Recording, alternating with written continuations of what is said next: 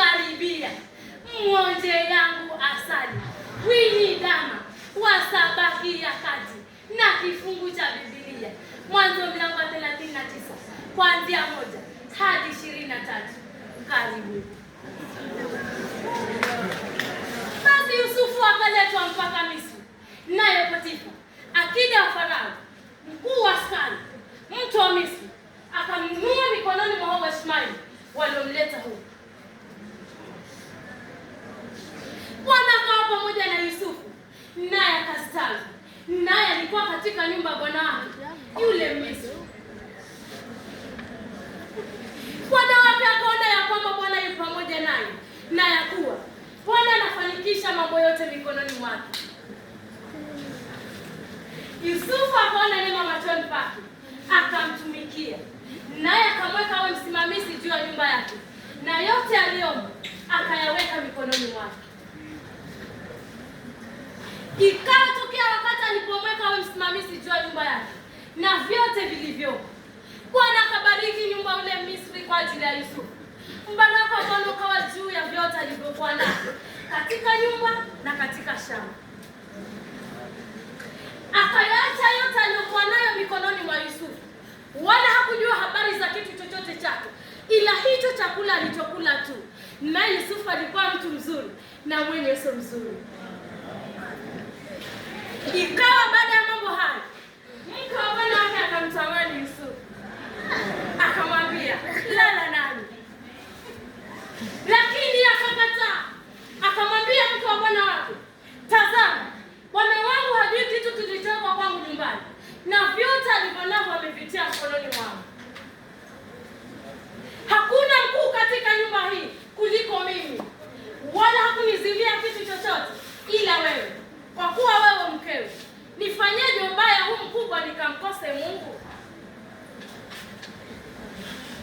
Akawa akizidi kusema na Yusufu siku baada ya siku, lakini hakumsikia alale naye wala aongee naye. Ikawa siku moja akiingia ndani atende kazi yake, wala hapakuwa na mtu katika watu wa nyumbani humo ndani. Huyo mwanamke akamshika nguo zake Yusufu akisema, lala nami.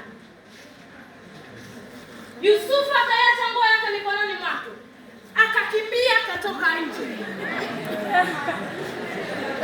Ikawa alipoona ya kuwa amemwachilia nguo yake mikononi mwake, naye amekimbia ametoka nje, akawaita watu wa nyumbani mwake, akasema nao akinena, angalieni, ametuletea mtu Mwebrania anifanyie dhihaki.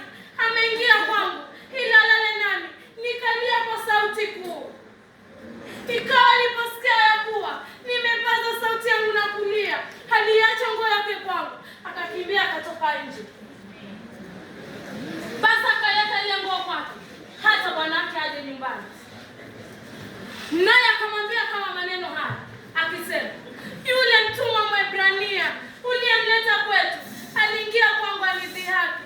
Ikawa alipopaza sauti yangu na kulia, aliacha nguo yake kwangu, akakimbia akatoka nje. Ikawa bwanake aliposikia maneno ya mkewe, alimwambia akisema, mtumwa wako amenitendea mambo kama haya. Hasira yake ikawaka. Bwana wake akamtoa Yusufu akamtia gerezani, mahali alipofungwa mfungwa mfalme, naye akawa humo gerezani.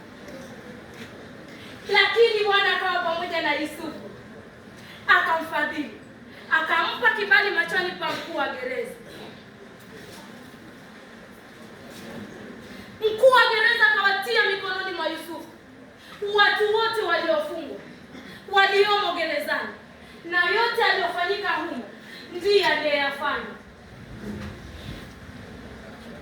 Wana mkuu wa gereza akaangalia neno lililoko mkononi mwa Yusufu, kwa kuwa Bwana alikuwa pamoja naye.